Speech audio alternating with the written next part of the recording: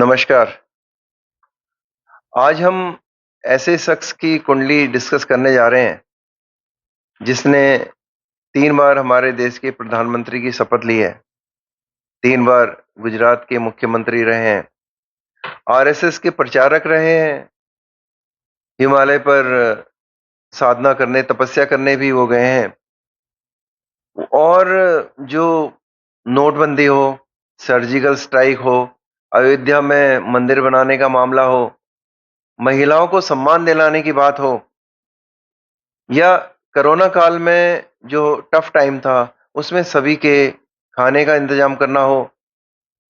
उसके अलावा देश की इकोनॉमी को आगे बढ़ाने में जिसका हाथ रहा हो, देश का मान-सम्मान बढ़ाने में जिसका हाथ रहा हो और जो आज विश्व के सबसे पॉपुलर लीडर में रहे हो हैं, जी, श्री नरेंद्र मोदी जी, जो हमारे प्रधानमंत्री हैं।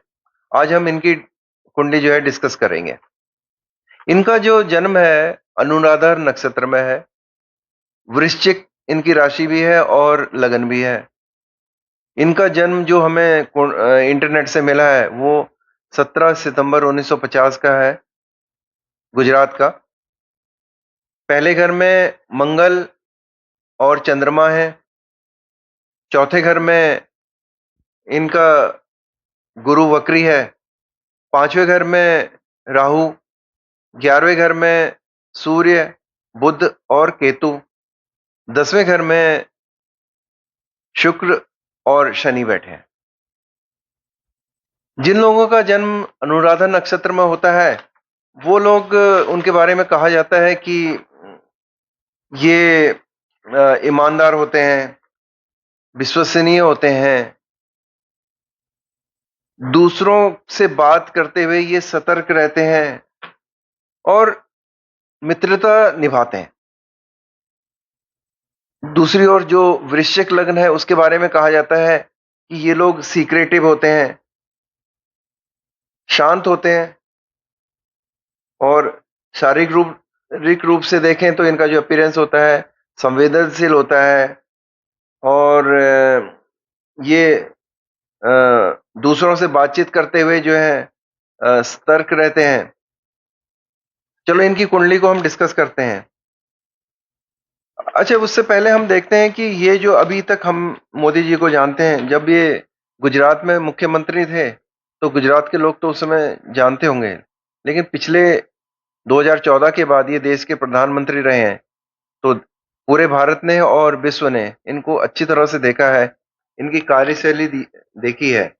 तो उससे हमें ये लगता है कि इनके अंदर लीडरशिप क्वालिटी है, ये बहुत अच्छे वक्ता हैं, साहसी हैं, दूरदर्शी हैं, गुड प्लानर हैं और दूसरों को सम्मान देते हैं और लेते भी हैं। धार्मिक हैं, परंतु रूढ़िवादी नहीं है। अपने कंपटीटर जो है या जो एनिमीज हैं, उनको कैसे सप्रेस करना है, ये बहुत अच्छी तरह जानते हैं।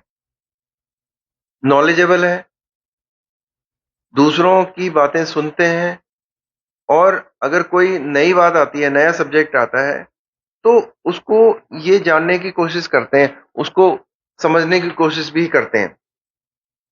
और अ, एक ये बहुत अच्छे गुड प्लानर है। ये सब चीज़ें हमने देखी हैं, जो पिछले 8-9 साल में हमने देखा है। अब इनकी कुंडली की हम बात करें, तो इनकी वृश्चिक लग्न की कुंडली है। पहले घर में मंगल और चंद्रमा है। मंगल इनका लग्ना लॉर्ड है, यानी इनके लग्न का मालिक ही मंगल है। मंगल उसके अलावा जो है छठे घर का मालिक भी है। छठा घर जैसा हम जानते हैं कि कंपिटिटर्स का, शत्रुओं का और आपकी बीमारियों का, इन सब चीज़ों का घर जो है छठा घर होता है। अब इनका जो 9th लॉर्ड है, 9th हाउस जो है, वो भाग्य का घर है और भाग्य का जो चंद्रमा है, इनके लगन में मंगल के साथ आके मिल गया। तो चंद्रमा का लगन में आने से ये है कि ये इमोशनल है, लेकिन ये शो नहीं करेंगे। दूसरी ओर ऐसे लोगों का जो वृश्चिक लगन वाले होते हैं, जनरली इनका अपनी माँ के साथ ज़्यादा प्रेम रहता है। इनको कोई सलाह लेनी हो, कोई नया काम करना हो या कोई भी बातें डिस्कस करनी हो, तो जनरली अपनी माँ से डिस्कस करते हैं और वो इनके लिए फ़ायदेमंद भी रहा है। वैसा हमने मोदी जी के अंदर भी देखा था।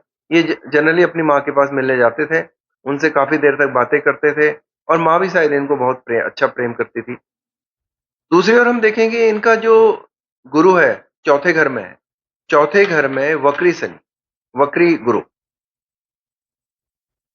और गुरु का चौथे घर में होना जो है कुंडली के लिए बहुत ही अच्छी बात है, स्ट्रेंथ देता है कुंडली को। उसी की वजह से इनका जो 10th हाउस है, यानी जो प्रोफेशन का हाउस है, उसमें हमेशा ये है सक्सेसफुल रहे हैं। और उसके अलावा हम देखते हैं कि इनका 5वें घर में राहु है, तो पढ़ने की ललक तो इनको है ही, और उसके अलावा इनकी दूरदृष्टि फोरकास्टिंग उसको राहु की वजह से मिली है। दूसरी ओर हम देख रहे हैं कि इनका 10वें घर में शुक्र के साथ शनि का होना, शनि का जो है 10th हाउस कालपुरुष की कुंडली में अपना घर है। शुक्र और शनि के 10वें घर में होने से जो योग बनता है उसे हम बोलते हैं नवपंचम योग। इनका 10वें घर में नवपंचम योग बन रहा है। इनका पहले घर में भी जो योग बन रहा है वो है महालक्ष्मी योग। उसके अलावा 11वें घर में भी इनका नवपंचम योग बन रहा है, साथ में बुध आदित्य योग भी बन रहा है। अब हम देख रहे हैं कि धन के लिए तो इनका योग बना हुआ है, लेकिन धन की इनको लालसा नहीं है, लेकिन धन से ज्यादा इन्होंने कमाया है। ये सन्यासी बनना कोई आसान काम नहीं रहता, सभी लोगों के बस की बात नहीं रहती। और जो इन्होंने मान सम्मान कमाया, अपना वैभव कमाया है, सब जो है उसमें पहला घर जो है इनका उसका हाथ रहा है। दूसरा 11वें घर में जो है जो ग्रह बैठे हैं इनके उसकी वजह से है।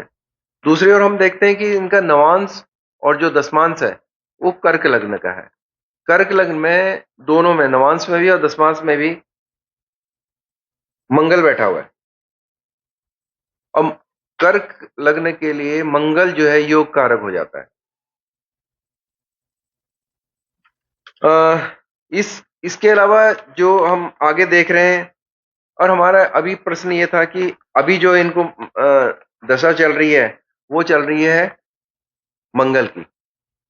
मंगल की दशा इनको 2021 से शुरू हुई है और ये 2028 तक रहेगी।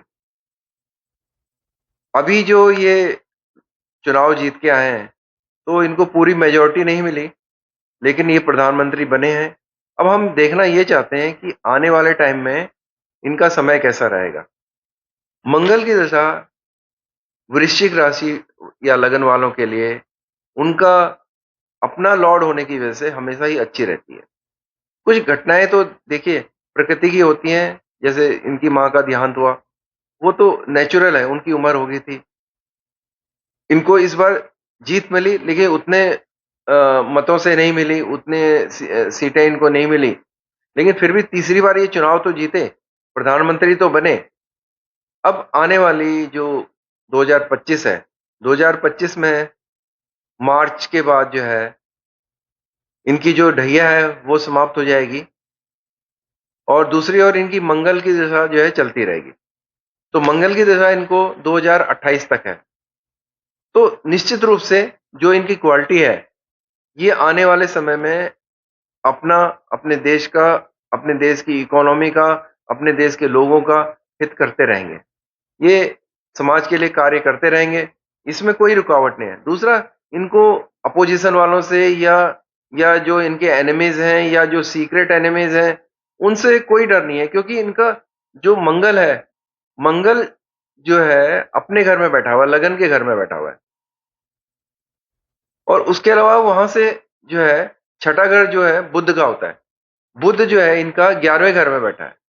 11वें घर में वो साथ में जो बैठा हुआ है, हम देखते हैं कि इनके 4 ग्रह जो हैं सूर्य के नक्षत्र में, सूर्य, मरकरी, केतु और शनि, ये 4 ग्रह इनके सूर्य के नक्षत्र में है। और राजसत्ता के लिए सूर्य का बहुत महत्व है। और दूसरी ओर हम देखते हैं इनका मंगल जो है गुरु के नक्षत्र में, और गुरु जो है मंगल के नक्षत्र में, और शुक्र जो है शुक्र के ही नक्षत्र में। जब पब्लिक डोमेन की बात आती है, पब्लिक को अट्रैक्ट करने की बात आती है, पब्लिक को बांध के रखने की बात होती है, उनको अपने साथ जोड़ के रखने की बात आती है, तो बृहस्पति, शुक्र और शनि जैसे जो ग्रह हैं, इनका योगदान बहुत ज्यादा रहता है। तो इनकी कुंडली में अगर हम देखते हैं तो ये सारे योग बने हुए हैं। पहले घर में योग बना हुआ है, चौथे घर में योग बना हुआ है, 10वें घर में योग बना हुआ है, 11वें घर में योग बना हुआ है। और उसके अलावा जो नक्षत्र इनका अनुराधा नक्षत्र है, बहुत अच्छा नक्षत्र माना जाता है। अनुराधा नक्षत्र शनि का नक्षत्र है और सबसे अच्छा नक्षत्र माना जाता है। आज के लिए इतना ही, और हमारी शुभकामनाएं इनके साथ हैं। और अगली बार हम एक किसी और सेलिब्रिटी के कुंडली को डिस्कस करेंगे। आप चैनल को लाइक कीजिए, सब्सक्राइब कीजिए, शेयर कीजिए। धन्यवाद।